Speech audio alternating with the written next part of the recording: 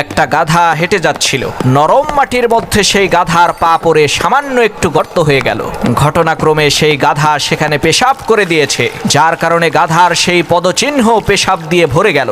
এদিকে একটা পিঁপড়া হেঁটে যাওয়ার সময় দুর্ভাগ্যবশত ওই গাধার পেশাবের মধ্যে পড়ে গেল। হালকা বাতাসে গাধার সেই পেশাব সামান্য দোল খাচ্ছিল। তখন সেই পিঁপড়া বলে উঠল, পাঠশালার জীবনে ভূগোলের পাতায় পড়েছিলাম আটলান্টিক নামে নাকি একটা মহাসাগর আছে। অবশেষে আমি সেই আটলান্টিকের মধ্যেই পড়ে গেলাম। এই উত্তাল ঢেউ অতিক্রম করে কিভাবে আমি কিনারায় যাব?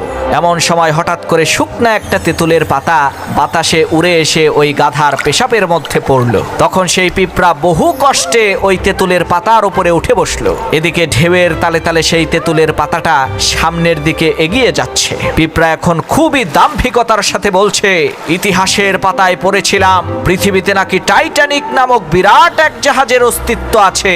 শেষ পর্যন্ত ভাগ্যের জোরে আমি সেই টাইটানিকের নাবিক হয়ে বসলাম। কি সাংঘাতিক ব্যাপার!